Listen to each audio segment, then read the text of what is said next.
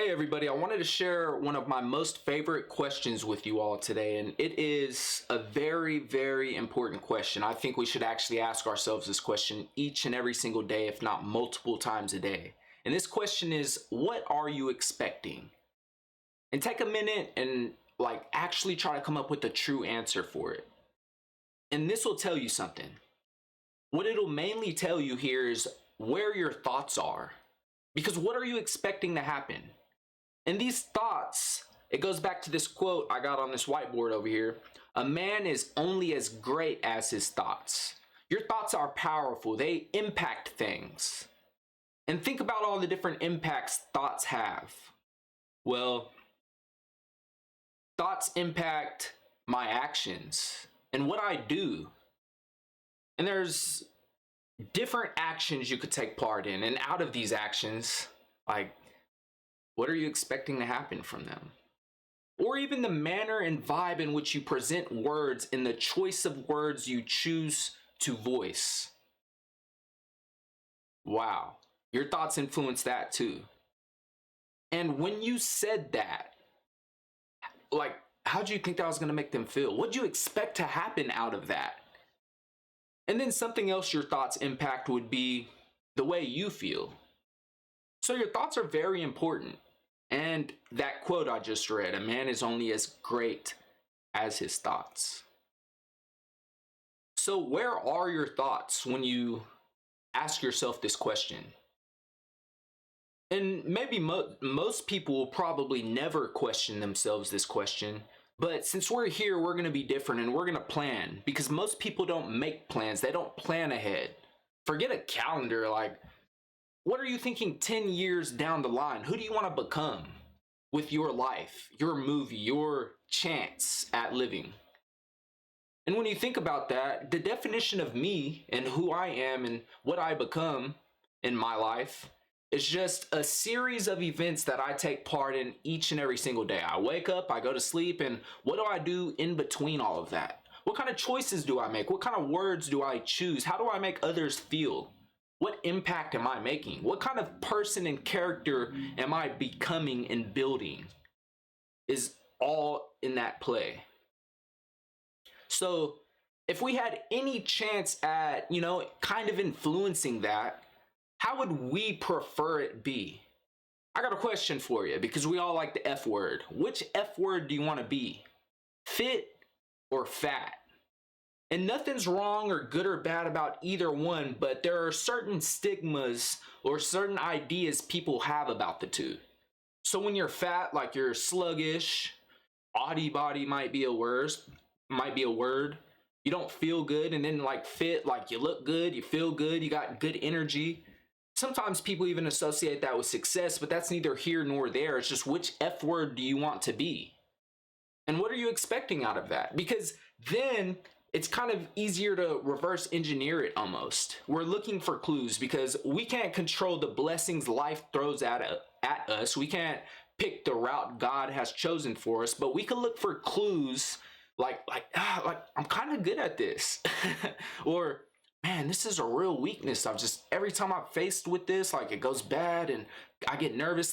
We're able to discover that, God gave us eyes. So it's not like we don't have a sword in the fight almost. Maybe that's the saying I wanted to go for.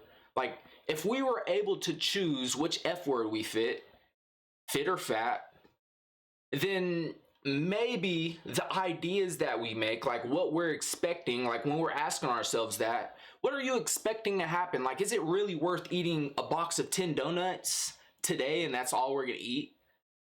Tomorrow, all right, I'll give you the benefit of the doubt. You might be straight tomorrow, you might feel good tomorrow, but then the next day, chances are you're gonna kind of feel it. And then if not the next day, then the next day after that, forget about it. And when you think about it, you are what you consume. So if we just start off with food and drink, if you're just gonna give yourself junk, and what is junk? Junk is trash. Literally, in your trash can, go throw something away real quick. Trash. It's trash. You don't want it. So if we think about a word that's opposite of junk, It'll be something useful, something we want to hold on to, something we want to keep. And what is that for you? So if you start off with, all right, what am I expecting to happen out of eating this versus this, or drinking this versus this? But it even goes beyond those consumables, because we consume a lot more than you think. What about your environment? Like, who are your friends? They say birds of a feather flock together. So what do your friends say about you?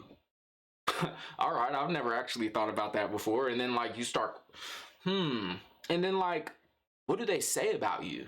Not like your little literal friends, but what do you having those friends say about you and how you identify? What part in how you socialize and act was influenced by your environment, your friends, the places you go, the type of interactions you have with people? How is that impacted? And then also, what about your entertainment? Like your TV shows, your movies, your music you take part in. Like, is it junk, or is it like useful stuff you want to hold on to? And like, I guess like knowledge in this case will be something you want to hold on to, and maybe productivity, stuff like that is important, maybe. But it all goes down to how you're thinking about it. Because if you're asking yourself this very important question that I think you should ask yourself, what are you expecting? Then I feel like you're a little bit more in tune with yourself, because you're trying to discover who you are, what you want to become, why. Like, your why is one of the biggest things. So if you know all of that about yourself and you're actively, consciously thinking about it, and you're being faithful, you're praying to God about it, you're talking to God about it, you're in tune with nature, you're in tune with yourself. Wow. Wow. So there's this equation I really love, and I look at it every single day. And the equation on the top line is outlearn, and then under that, it's the plus sign, and then it's outwork, and then the low line, so equals, and then under that, outperform. Outperformance. So it all goes back to a man being only as great as he thinks. Your thought is powerful. And what you're expecting to happen, I mean, frankly, you're right. If you're going to place these limiting beliefs in that you can't, or it's impossible, you're right. Or you could look at impossible as I'm possible and I can do it. And God, through God, anything is possible. So when you start weighing it and thinking about the impacts of your thought and asking yourself this very important question, I think there's a lot you can learn about yourself.